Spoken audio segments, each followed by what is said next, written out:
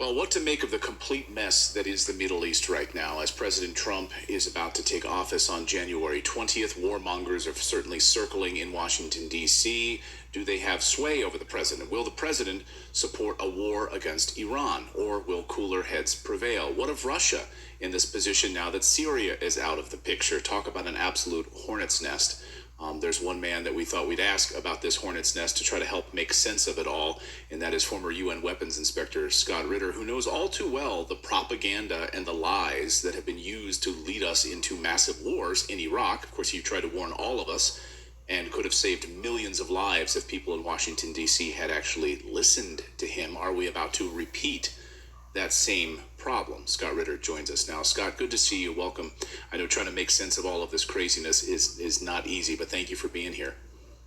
Thanks for having me. So when you look over the past 48 hours, now that the mainstream media seems aligning around this idea that, now that Assad is out of the picture, the fall of Syria is now off the table. Guess what's next, of course? Iran. That seems to be the next move. You're hearing from members of Congress that is the next sort of pillar to fall. Netanyahu, it seems, would love nothing more for that to be the case. How do you see this unfolding? How do you see President Trump's alignment with this? Do you think he'll put his foot down and say, no, we're not going to bomb Iran? He was asked that yesterday, by the way, at a press conference. Will you carry out preemptive strikes? And he sort of mocked the reporter for asking such a stupid question. But is this something that's actually being worked on behind the scenes right now? Well, there's no doubt that Donald Trump has surrounded himself with the most pro-Israel, Zionist supporting cabinet and coterie of advisors of any presidency. It even exceeds that of the Biden presidency, which is famous for having a Secretary of State who said, "I am a Zionist." I guess Biden admitted to being a Zionist as well. But the point is, it doesn't matter who you surround yourself with. You have to deal with the realities that the world presents to you at the time you become president. And a month ago, there was a completely different reality in terms of how people assess the Middle East. The Netanyahu government, this far right-wing government, which people need to remember is only there because I think there were 4 elections where Netanyahu's government collapsed previously, and this seemed to be his last gasp of political relevance. And it was on the ropes. And if this government collapsed, Netanyahu probably wasn't coming back from this, and he was probably looking at a trial, corruption charges, disgrace, etc. And that would have been the Israel that Donald Trump would have inherited. And then the Zionists he surrounded himself with becomes sort of the equivalent of all the king's horses and all the king's men trying to put Humpty Dumpty back together again, because that would have been what Israel was, this failed and failing entity that couldn't defeat Hamas, couldn't defeat Hezbollah. The axis of resistance had, backed into a corner. Today, it's as if you went to sleep and you woke up and you're in a completely alternative universe. That's how quickly this has unfolded. Hamas is still putting up heroic resistance, but now they're doing so without the benefit of that which facilitated, their resilience. Hezbollah, there's a ceasefire. Hezbollah has not only, entered into a ceasefire, ceasing military operations on Israel's northern front, but the lifeline that Hezbollah had to Iran has been severed because of the fall of Bashar al-Assad's government. That puts a completely different spin on not just the present-day reality of Hezbollah, but its future potential. There's a power vacuum now created by the collapse of the Assad regime that used to be, where the Russians had a foothold in the Middle East. The Iranians had a foothold. No one was talking about, Bashar al-Assad's regime. They just spoke of Syria as a facilitator of this axis of resistance. But now the regime is gone, and the Russians are, converting their presence from one of preventing Syria from becoming a bastion of terrorism, to, oh yeah, we can use our ports, we can use this port, this airfield, to deliver humanitarian goods. So now Russia's in the rebuilding of Syria phase, which required Vladimir Putin to make an amazing, show some gymnastics, that this entity called HTS, Hayat Sham, something of that nature. I'm very bad with words, but which prior to that was Al Nusra Front, which prior to that had components of ISIS and Al Qaeda. These are head choppers. These are the world's worst terrorists. They do horrible things and have done horrible things. And even Vladimir Putin is saying, no, they're reformed, meaning that he's had to make some sort of intellectual leap here to get over the fact that which his military was deployed to Syria to prevent from taking over Syria has now taken over Syria. These are the guys that he was preventing. They're there now, and he's saying, that's okay, they've reformed. So even Russia right now is struggling to come up with an explanation of what happened and where they're going. Iran is, of course, Iran is not defeated. Iran has not suffered a crushing military defeat or any additional economic harm, but its posture in the region has been affected here because the axis of resistance was this real thing that it manifested in an ability to bring Israel nearly to its knees. I mean, the combination of Ansarallah, the Houthi, bringing on this economic blockade from the south, this shutting down the port of Eilat, bankrupting Israel, Hezbollah, again facilitated by a lifeline through Syria, able to drive out 60,000 plus Israeli civilians from their neighborhoods in the north, making them internally displaced persons at great expense, both fiscally and politically. This was a political nightmare for Netanyahu. And then Hamas has continued. The courage and resilience of the Hamas fighters is unbelievable. It's come at a horrible cost. The act of genocide that Israel's waged against the people of Gaza, but that genocide is what woke the world up to the disease that is Zionism. I mean, it exposed Israel for what it is. But look, in the last, since December 8th, 10 days past that now, Israel's bombing Gaza every day and killing dozens of children and innocent civilians and hundreds on some days. No one's talking about that. That's not on the headlines anymore. It's all about Syria. This was the danger that Hassan Nasrallah warned about when people were saying, why doesn't Hezbollah intervene more decisively? And the answer is because this is about Gaza. This is about Hamas' struggle. This is about Palestine. It can't be about something else because then people will forget about Palestine, as they are wont to do. It's the same thing with the Iranians. Everybody's saying we need True Promise 3. Well, the problem with True Promise 3 is it creates a general war between Israel and Iran that, again, takes the focus away from where it needs to be, on Gaza, on the Israeli genocide. It now becomes about a battle of energy security for the world. And the Palestinian people will be forgotten, as they are right now, forgotten, literally abandoned yet again by a world that apparently has a short attention span. But now we come to Iran. Donald Trump, when he was in president, we have to remember this. This isn't his first go-round. This is the second time in. So his philosophies that he had in the first term carry over. And remember, this is a man who withdrew from the Joint Comprehensive Plan of Action, the JCPOA, the Iran nuclear deal, called it a bad deal. He said that deal helps facilitate an Iranian nuclear weapons program. And what has happened since his withdrawal is that the European Union hasn't complied with its obligations, and so Iran invoked the paragraphs of the agreement that allow it to begin stopping to do that which it is compelled to do as long as the agreement's in play. And so they started stockpiling more uranium hexafluoride, UF6. They began to enrich it to 20%. and then they began to enrich it to 60%. The purpose of the JCPOA was to create a 1-year breakout window for Iran to build a nuclear weapon. That means that with the JCPOA in place, fully functioning, if Iran decided we're going to kick the inspectors out and move towards making a weapon, it would take them a year to build up centrifuge capacity, the stockpile of enriched uranium, etc. Today, thanks to Donald Trump, and thanks to international events, especially what's going on in Gaza, Iran is days away from having a nuclear weapon. Days. And Trump has said, days away. And Trump has said he will not allow Iran to have a nuclear weapon.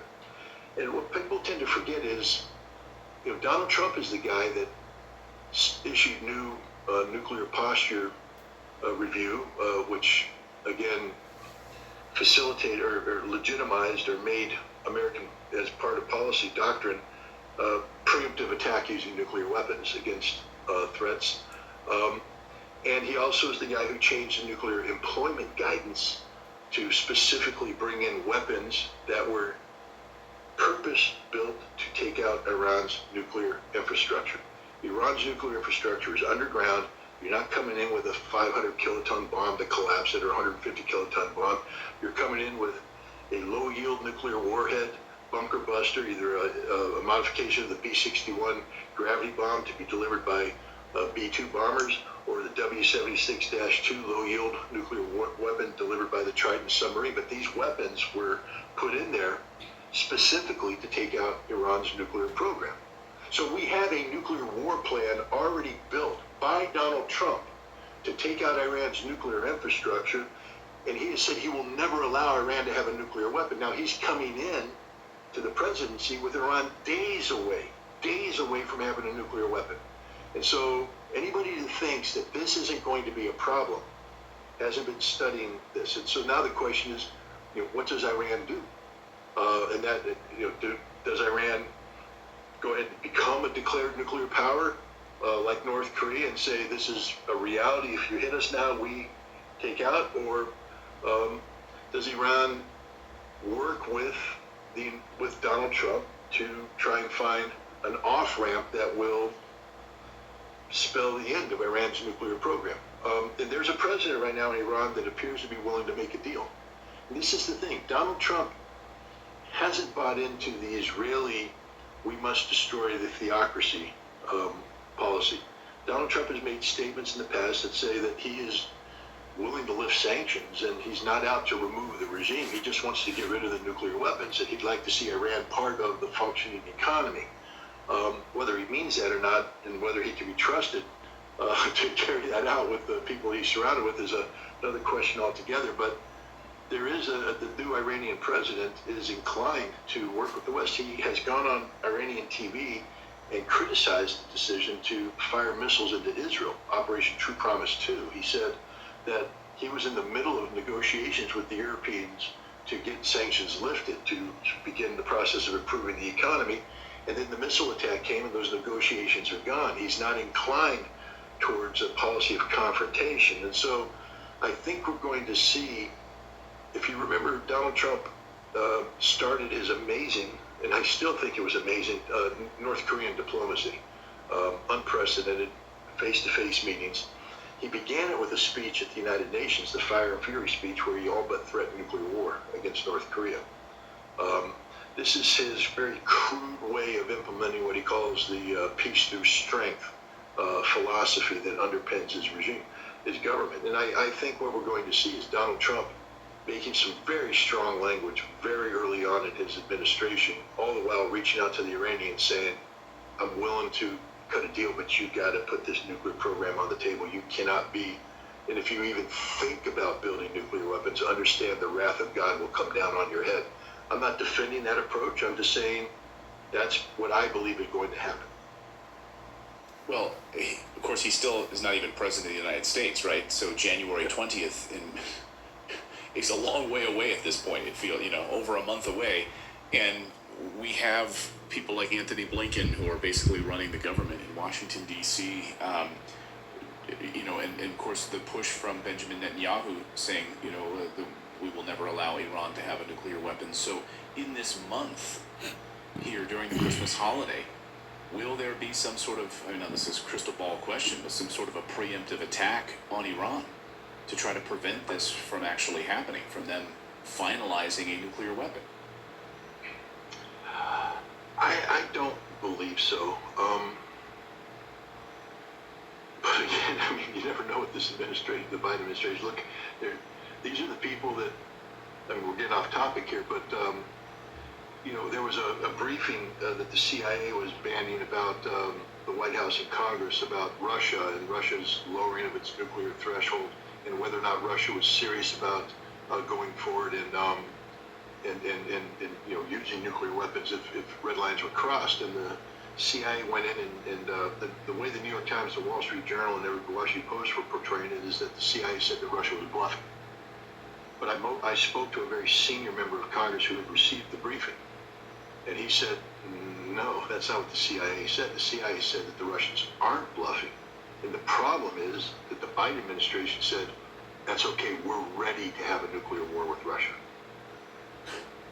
And then you see, you know, Thomas Buchanan's presentation at the Center for Strategic International Studies, where he says, yep, we're ready to have a nuclear exchange with Russia, and we plan on winning it. This is a sickness. This is insanity.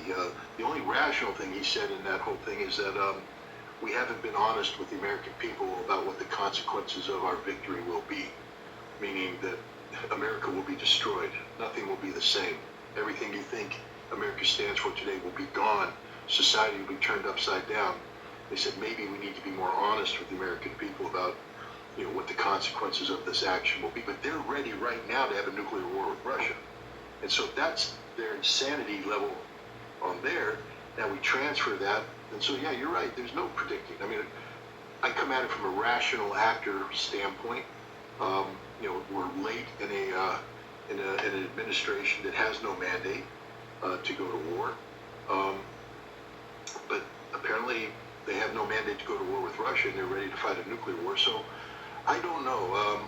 I do think that they need to be careful because Iran isn't defeated. And if we start something, Israel, as much as Israel's posturing right now, they're posturing on a foundation that was about to crumble. You know, it's not like they've shored it up. There's still issues out there, serious issues. And if you trigger Iran and compel them to launch Operation True Promise 3, Israel could be destroyed. And so I do think that is what holds it back. I don't think the Biden administration is ready to carry out preemptive nuclear strikes against Iran, whereas the Trump administration may very well be prepared to do that. Do you think we're at the most dangerous point in our history? I've been saying that for some time now about the Russia situation. The Middle East now it's gone insane. It's impossible for me to predict accurately what's going to happen because it's all so new. We just don't know how this is going to shake out.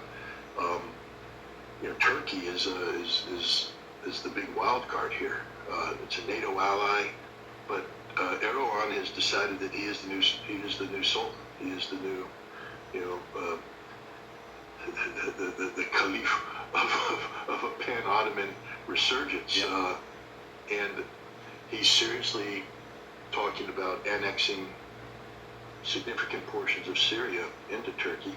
And once you begin the process of redrawing that map, you know, Mosul in Iraq comes into play. You know, Azerbaijan, there could be some sort of union, you know, that could happen there. It's a changed world. And then Turkey's posture now starts to threaten not just Iran, but the Sunni Arab world. And then where's the United States in all this? Because we are, Turkey's a NATO ally. We've helped create this Sunni shield against the Shia crescent, but now we've got, the Mad Turk running loose. And from this kind of chaos, many bad things can happen. So yeah, I think we're, there's that old Chinese curse, may you live in interesting times. and we have been cursed like you wouldn't believe. I mean, this is fascinating from a strictly geopolitical, analytical standpoint. But then you realize that everything that makes it fascinating is a humanitarian disaster, either actually happening or in the making. And then it becomes just tragic. I mean, what's happening right now is just utter tragedy for hundreds of millions of people. Right.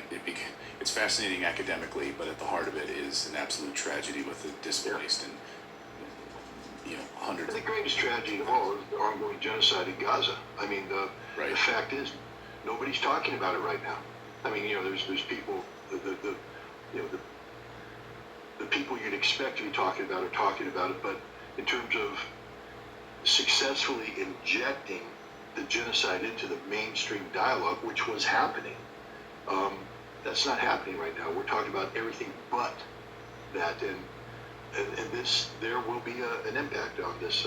I get in a lot of trouble when I say this, but I think the dream of a Palestinian homeland that may have existed in the last year is finished, and that means that these tens of thousands, if not hundreds of thousands, of Gazans who have died, martyred for the cause of Palestine will have died in vain, because Israel's going to emerge from this, from October 7th, stronger than ever, and more right-wing than ever, more Zionistic than ever, and they'll have the full backing of an American government that is purpose-built to back Israel.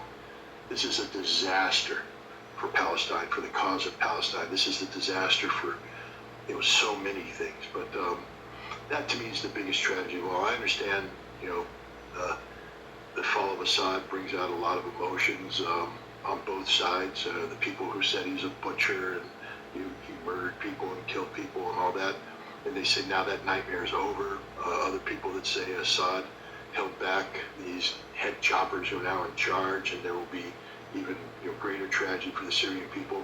That's all a tragedy, but the Palestinian cause captured the hearts of so many people around the world. For the first time, Palestine was being mainstreamed into the blood of the global community, and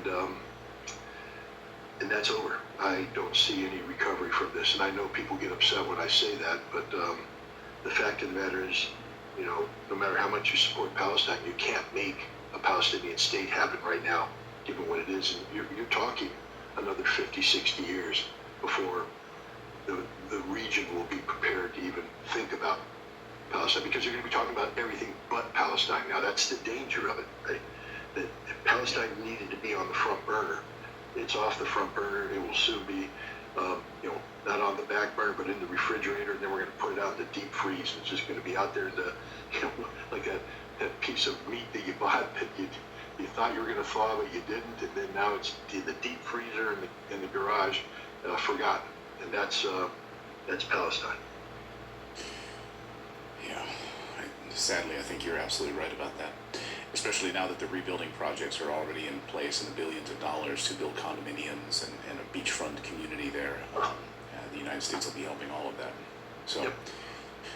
Scott Ritter, great to see you. Thank you for your analysis on all of this, and thank you. I know it's uncomfortable for a lot of people to hear, but you know better than anyone, and people need to hear this, as uncomfortable as it is, as we head into this next month here before President Trump takes office. Scott, great to see you. Hope you have a good Christmas.